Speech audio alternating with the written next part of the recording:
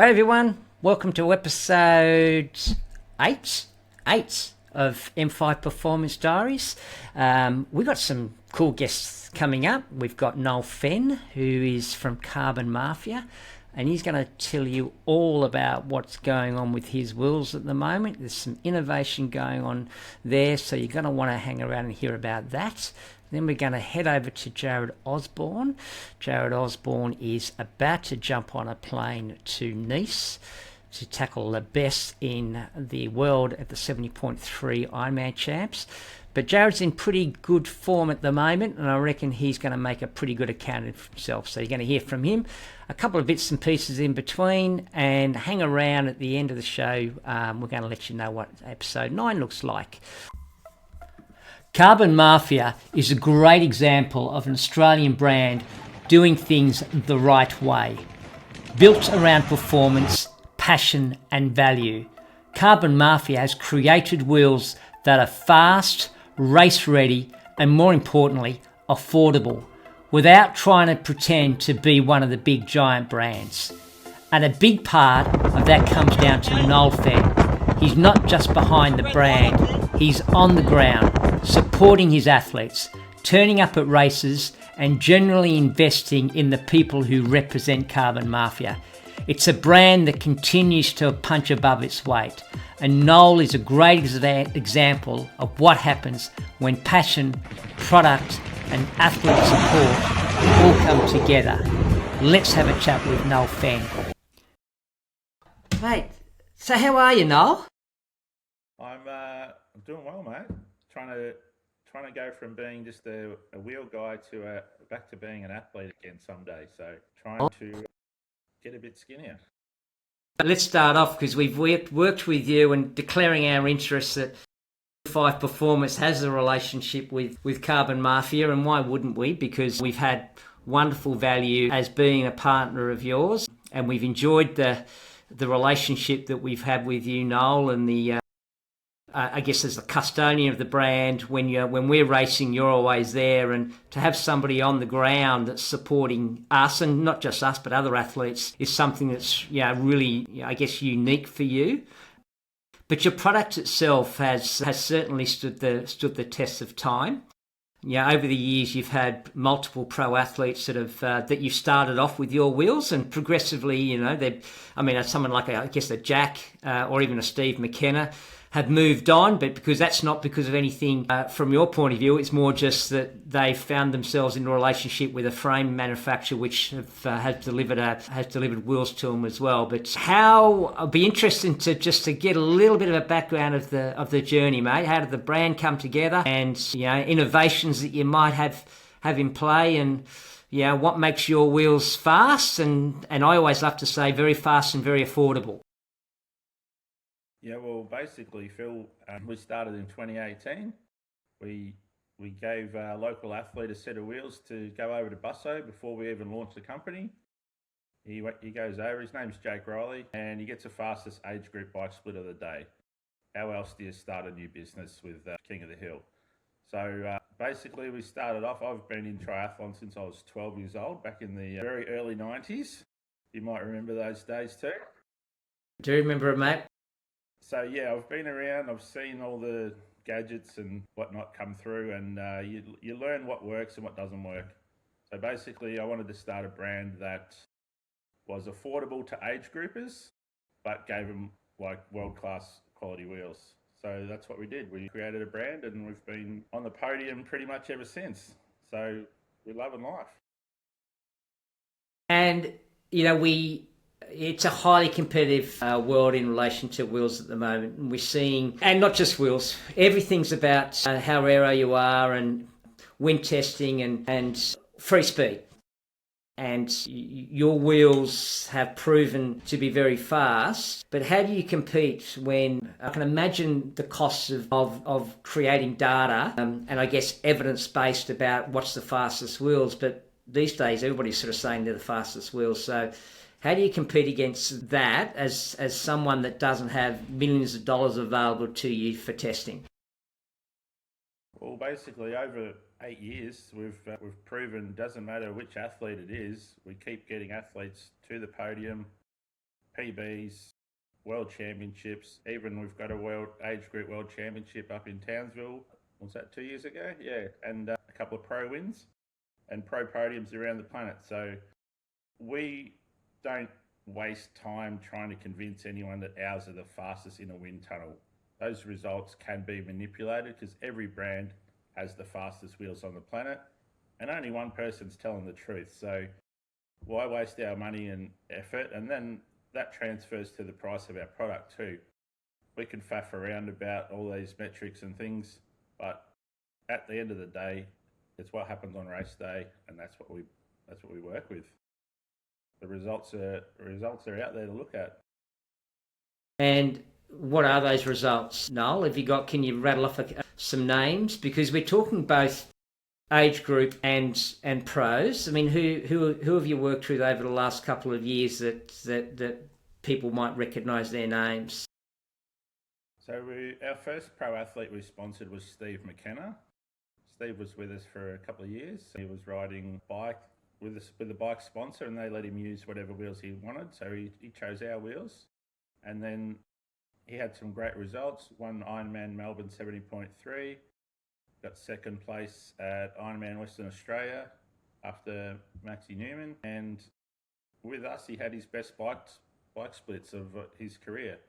So we lost Steve because he had to move up. He got recognised and offered bigger deals and stuff with bike manufacturers, and we only sell wheels. So Steve moved on, and we're very happy with all his progress and what he's doing these days, and that was the start of it. And then we took on Jack Sasinski. We've been with Jack for a few years now. He's again moved on to a bigger deal based on the performances and that he's done on our products.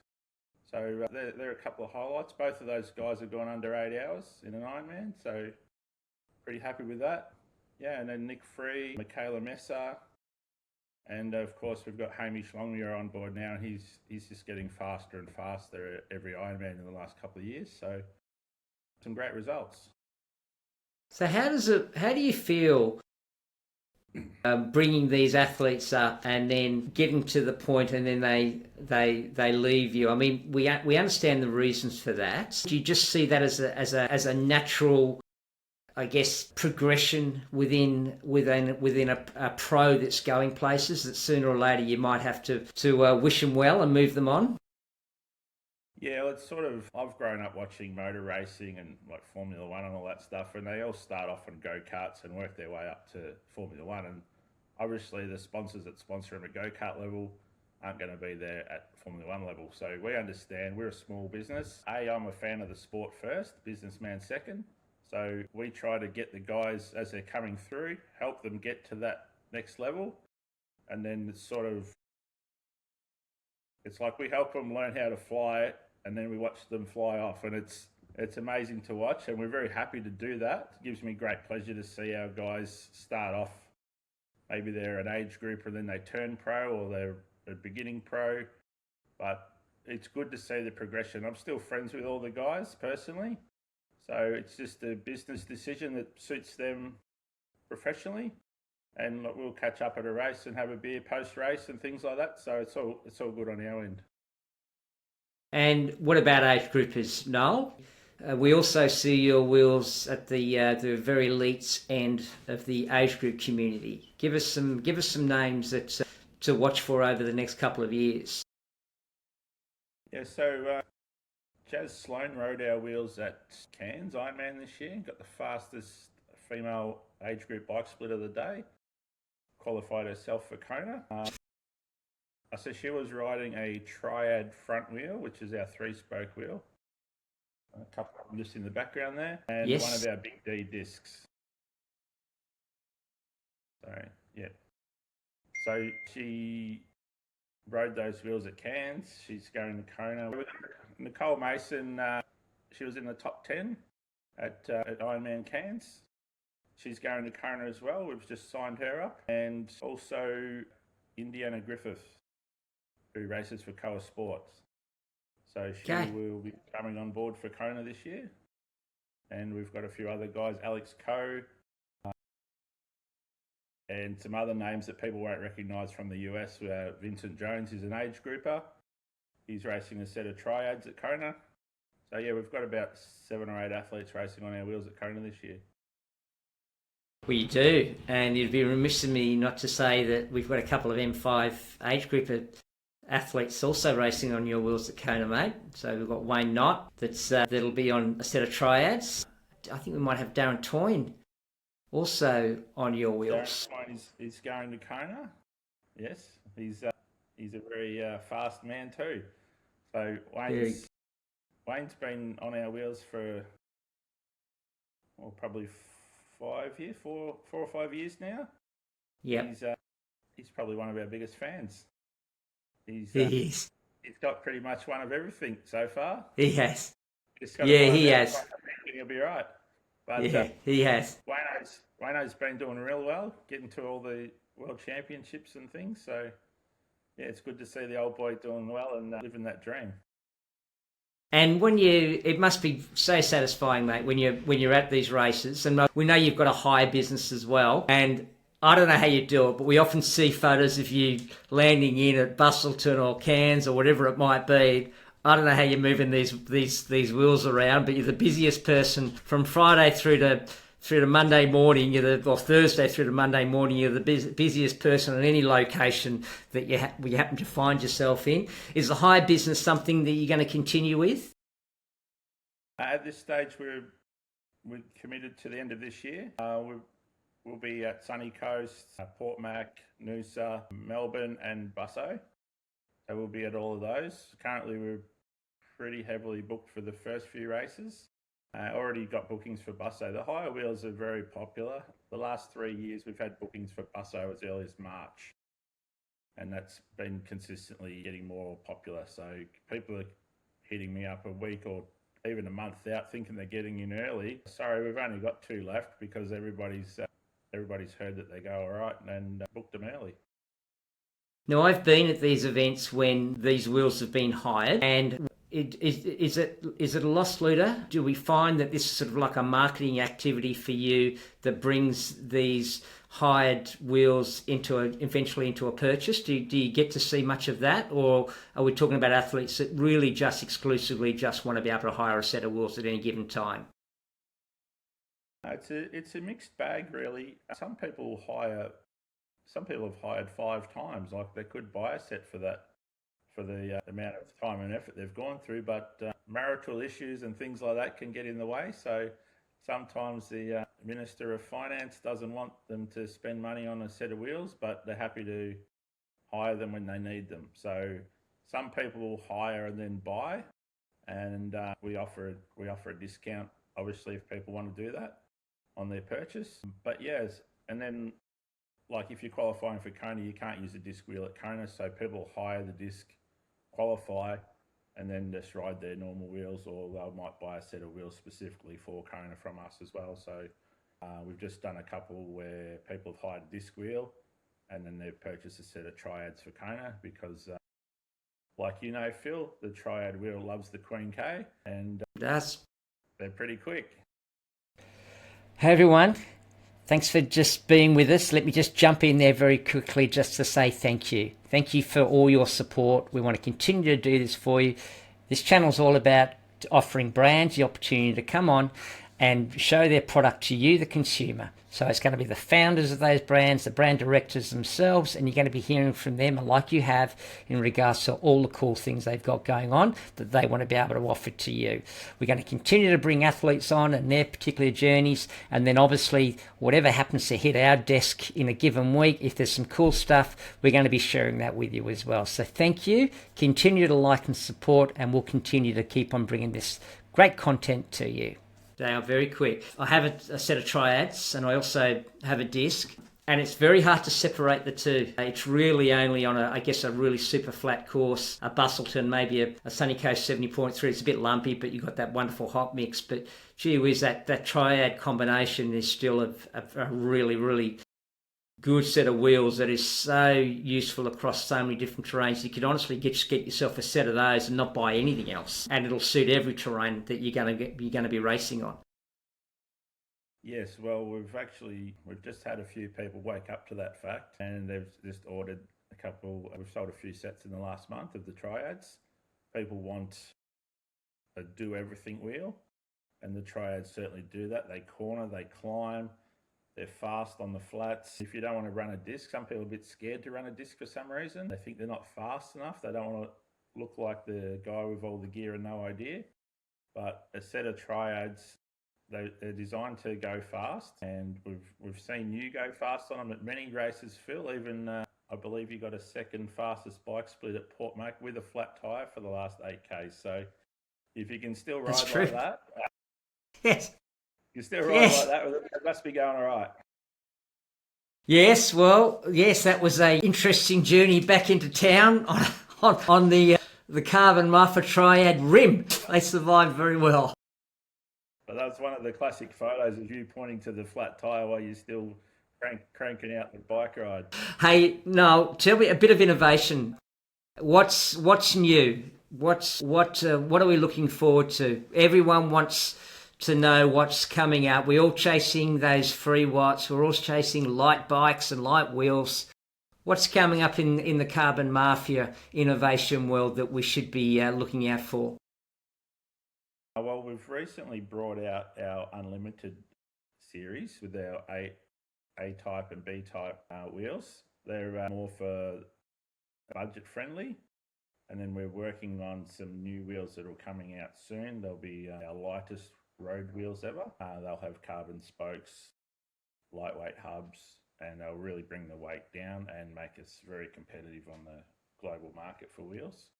So, how deep will you go for each one of those wheels, Noel? Where do the tyres sit at the moment? And I guess the other thing is, are we talking tubeless and tubes? That particular wheel will be 28mm wide, as our unlimited rims are.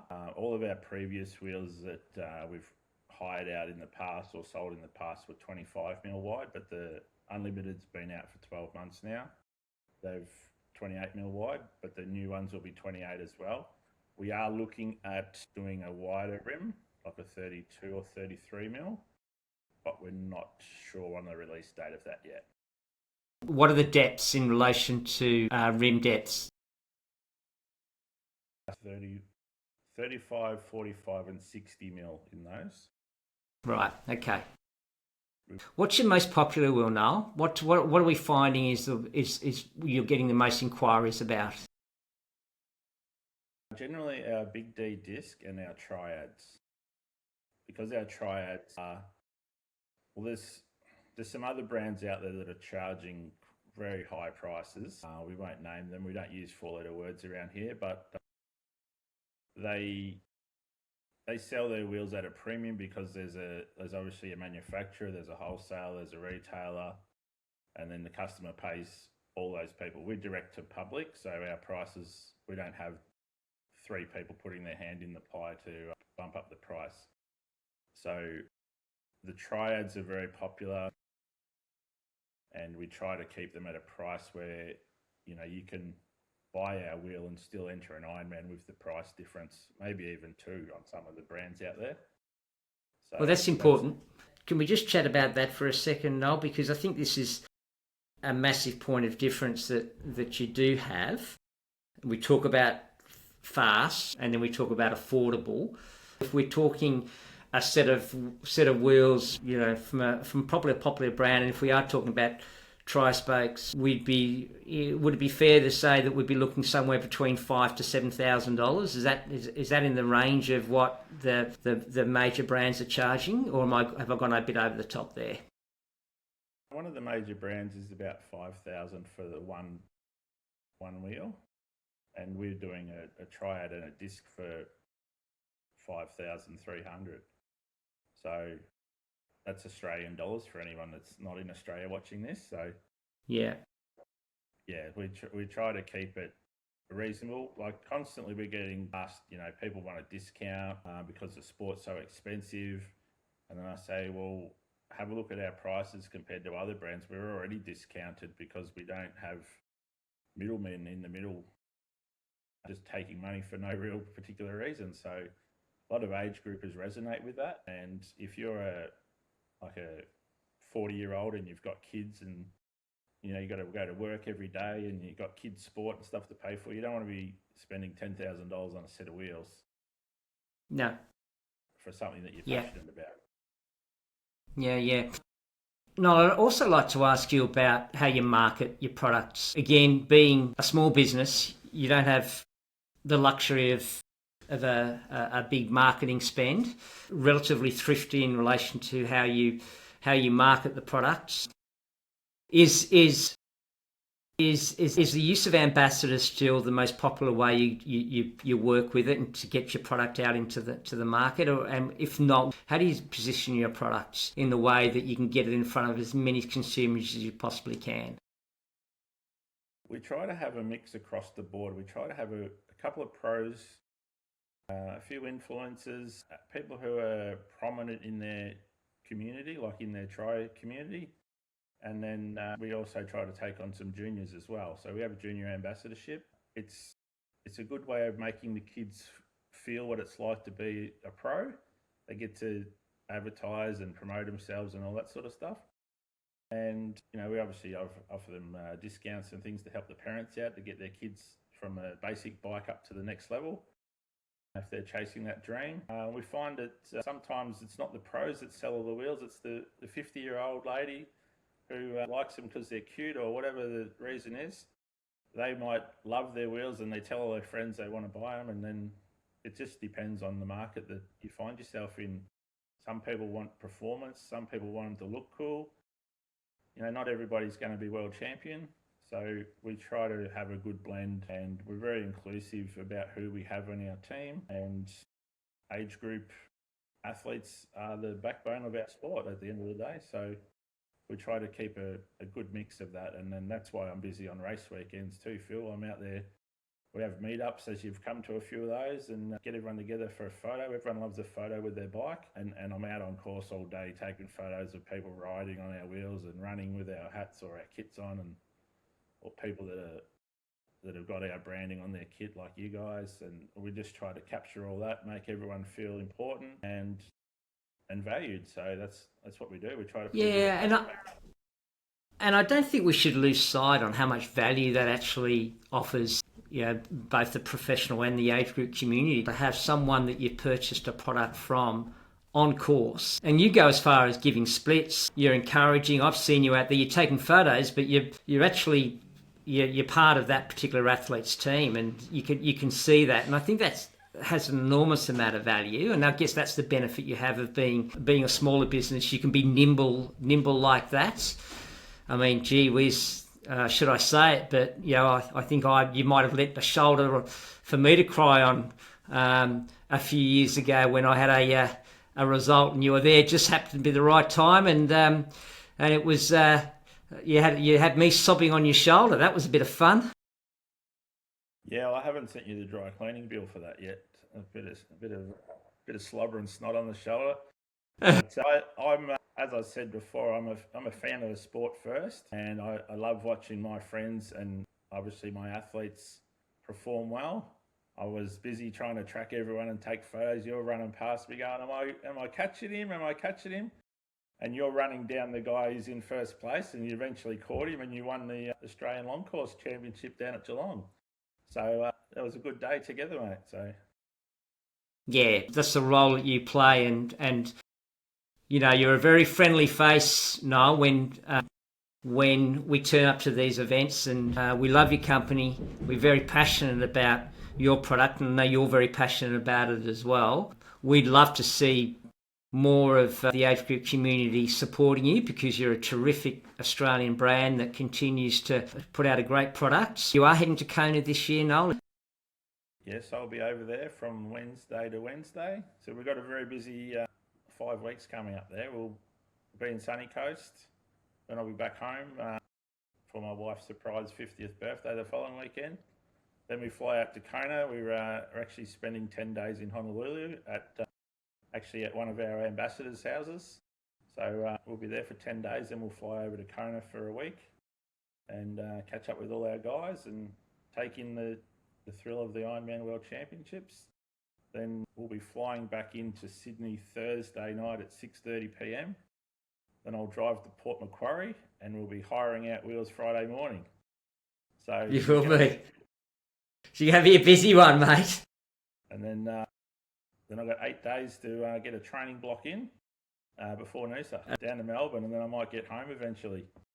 So there's my example of someone that's burying himself in the sport and creating wonderful value back to all that are involved. Hey Noel, mate, thanks for your time. You're doing a wonderful job. I declare our interests. You've been a partner of M5 for a long time. We love your wheels. But more importantly, we love catching up with you and all the things that you're doing within the sport. So all the best over the next, 10 weeks or longer. So it pretty well starts from now all the way through to the end of the year. It's going to get just busier and busier for you, mate. And it's great to see you looking so well. Thanks, Phil. Okay, mate. We'll catch up with you soon. No worries. Thanks, mate. Cheers. Show me the money! Show me the money!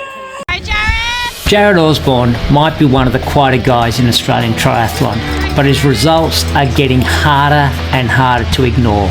Over the past couple of seasons, Jared has steadily worked his way to the very pointy end of Ironman and 70.3 racing here in Australia, including a 5th place at Ironman's Cairns with an absolute killer run split.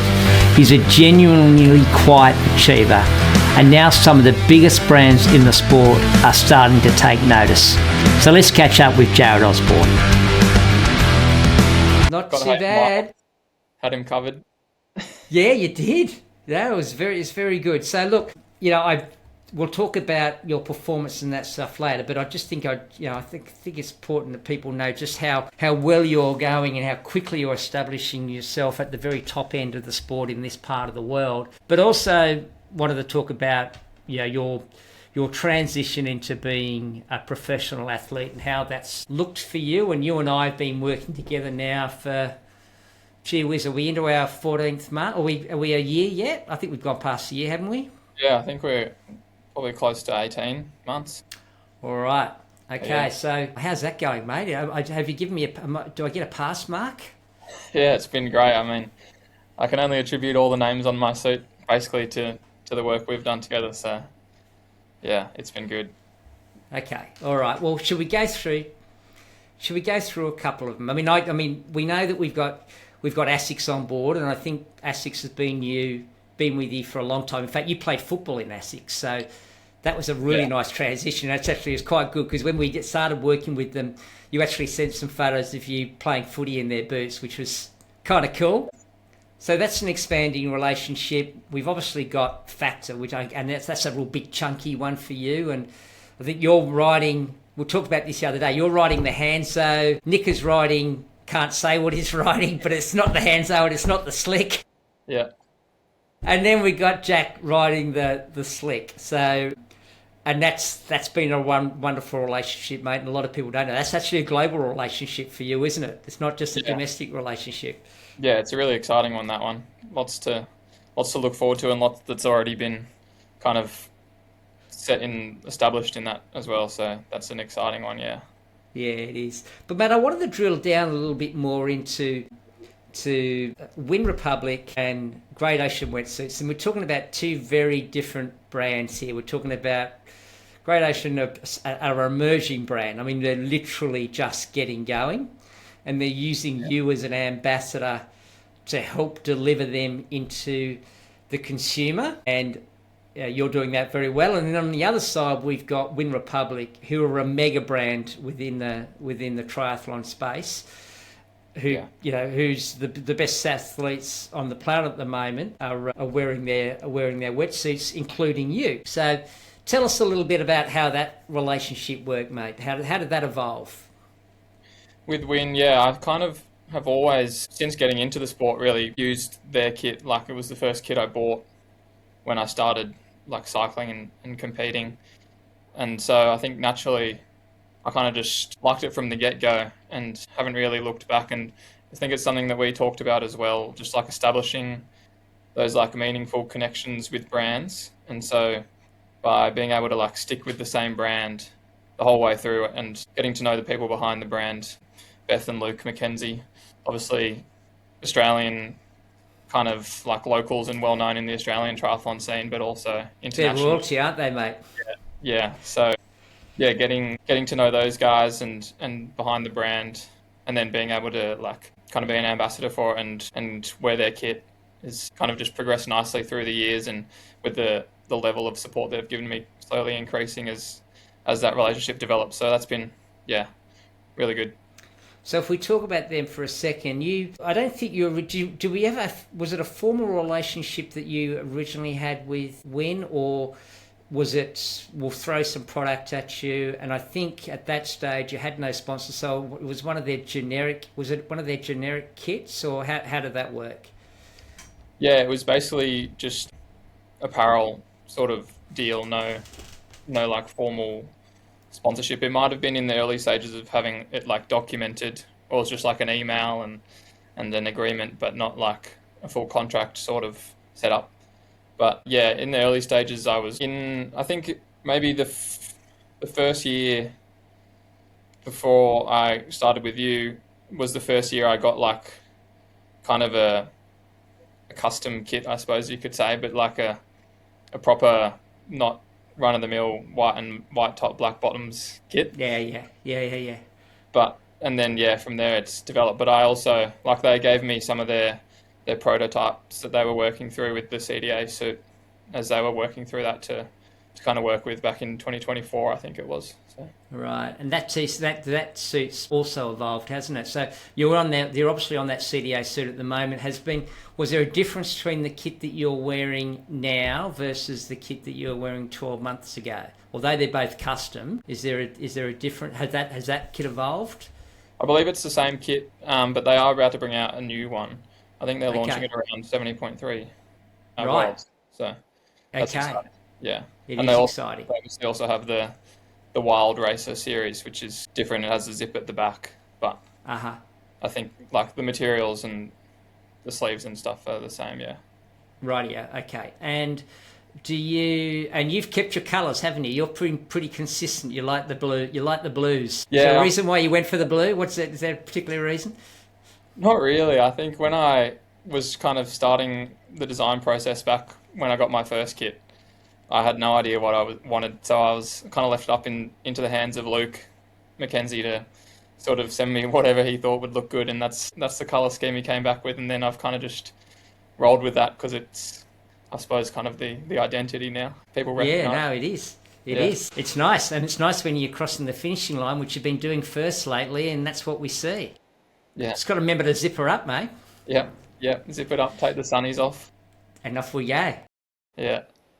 I think one of the things that Win's just renowned for is their support on the ground during race day. I mean, to have someone like, Luke McKenzie, who's podiumed, he's actually got second place at Kona, and then Beth, who is sort of on the ground as well and still competing at the highest level in, I think she's about to do a 100 mile over in. Yeah, I mean, just incredible. But having that type of support on the ground for you, what does that feel like for you? You're going to get a bit of that in this year.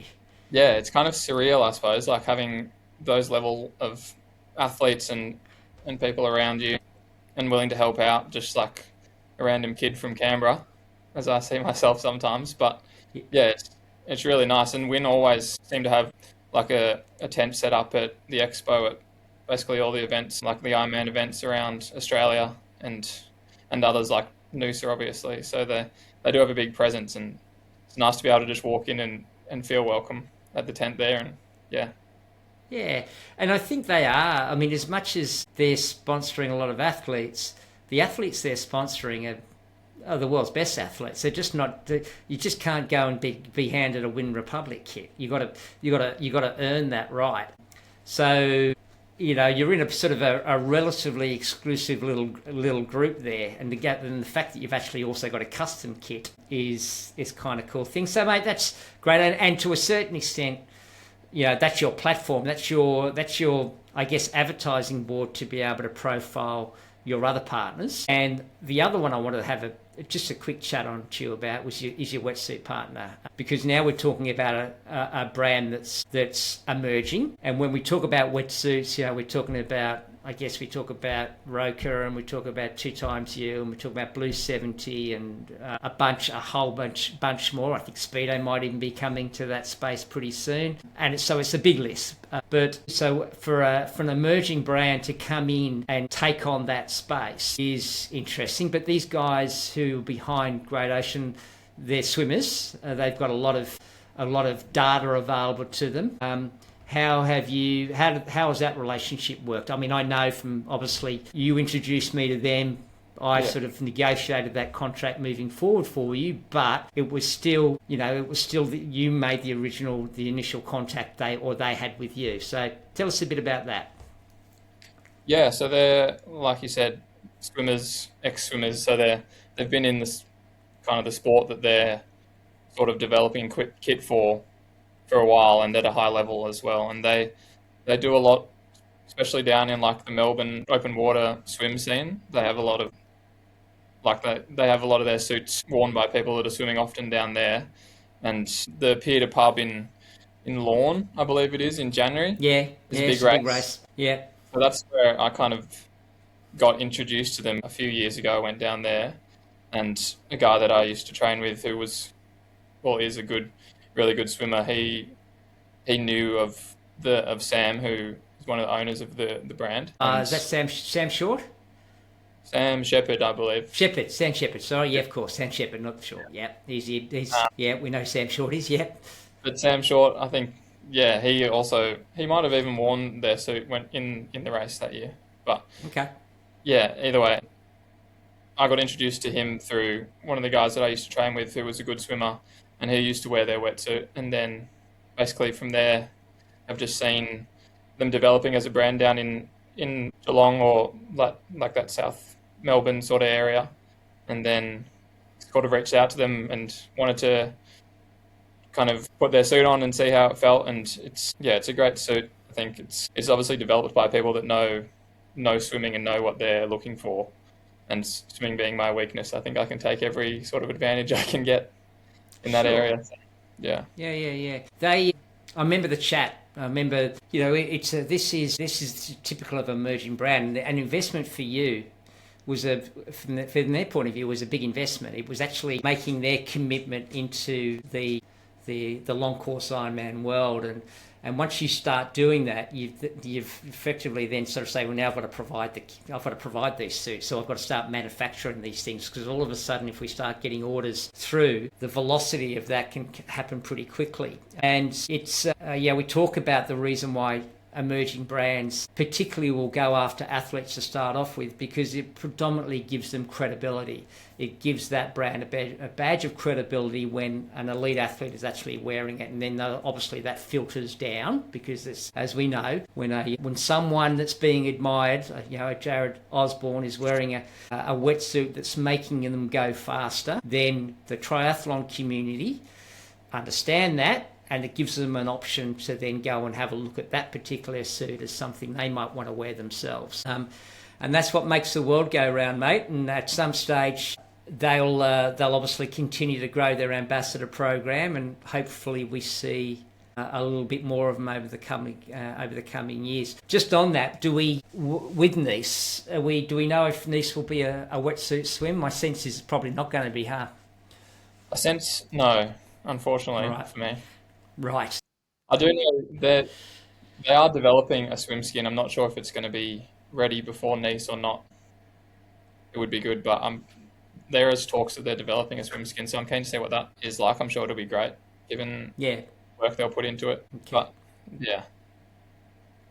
All right. Now, mate, I did touch on Nice, so it's probably going to be the next question, isn't it? I mean, it's not far away. What do we got, 19 to 18 days? How far? Yeah, less than that? Under 3 weeks, yeah. Under 3 weeks. When are you flying out? Fly out on the 5th of September, so not this weekend, next weekend. How are we looking?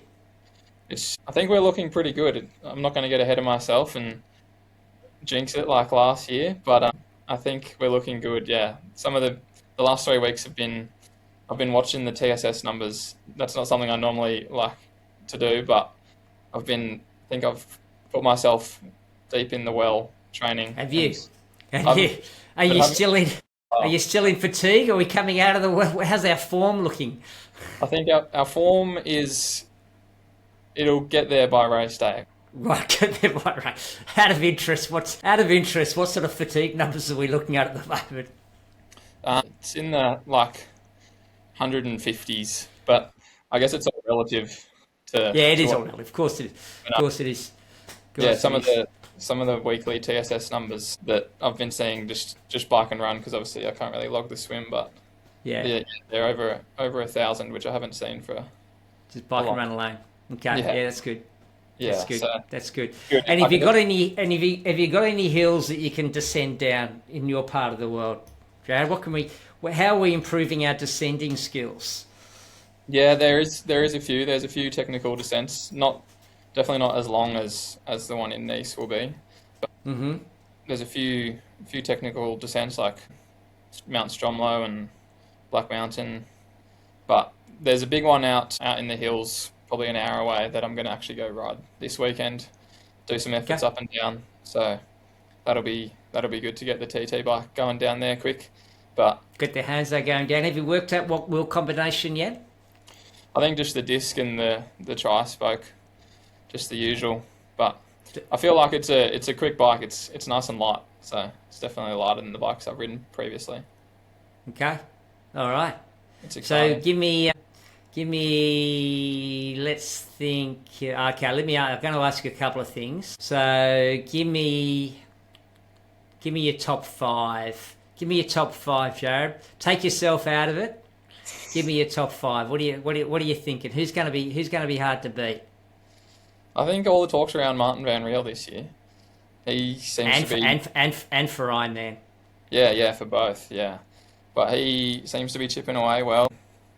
I suppose on the run, depends what sort of form the likes of the Norwegians like Casper and Christian and Gustav come into it, with Kona obviously only a month later. So depends on whether they're fully spec'd to the speed of a 70.3 or if they're trying to target that Kona a bit more, but I assume they'll come in fully fit and raring to go.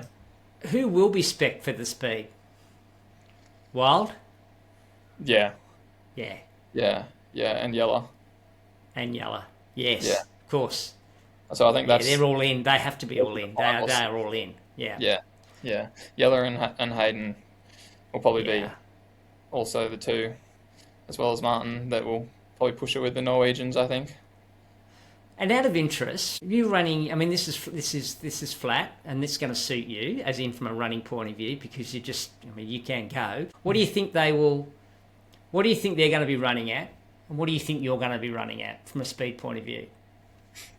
I think on a flat course like this in a World Champs, I think it's going to go sub 66 for the win. Yeah. And then, I mean, my best run this year's been a 109 low, which was at That Geelong. was at Geelong?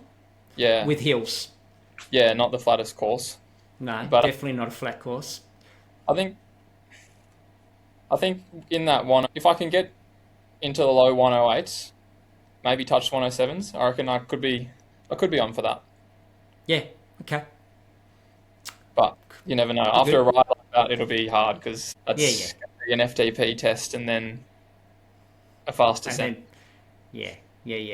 So if we're looking at, give me, okay, so top five for you, we're saying, let's say, or actually six, 3 Norwegians, Yeah. Wild, Yalla, Van Riel. Yeah. Top 6. Yeah. Any smokies? I mean, Nick won't be far off if he can get in a front group on the bike. He should go well, or Jamie as well. He'll be at the front swim bike for sure. So if his run is on point, he'll definitely be a threat as well. But I think Jamie definitely be targeting a top 10. Okay, all right. And any thoughts on the ladies? I mean, not too much. If Lucy and Taylor get away like they did last year, I think it'll be a two-horse show again. But I think there's a few that could threaten. Yeah. But okay. Yeah, both races are just going to be crazy. So if we just talk about yourself for a second, what would be you know, what's a reasonable outcome if you finish this race in? What are you thinking? What's the pass mark for you, Jared? Yeah, it's a tricky one because like you never really know what to expect with a caliber field like this. But I mean last year I came like 49th or something, so anything better than that will be good. But I think like if I can crack top 20, I'd be pretty happy. It's a good result, huh? Yeah, yeah, that'd be good. And if I think just being able to put together a race like when you finish the race, you kind of know if you put together a performance that you're capable of, I suppose. So kind of taking away that external factor and kind of just knowing that you've put down the best race you can, and then the results. Yeah, okay. But hopefully it takes care of itself.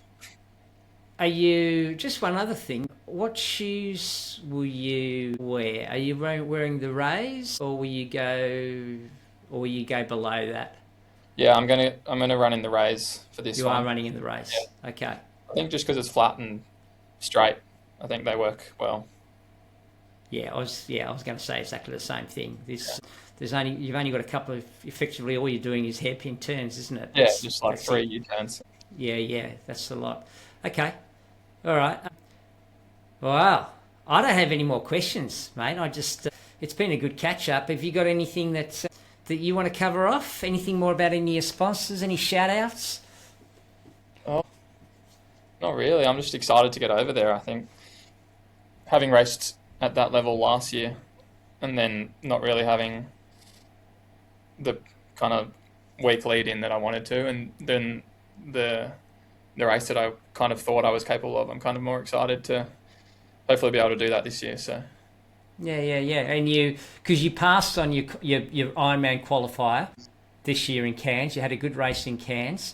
So what does the season look like after Niche? Did I hear Bustleton was, I think, yeah. Bustleton is on your radar, isn't it? So we go to Bustleton, we qualify for Kona in 2027. that's the goal, yeah.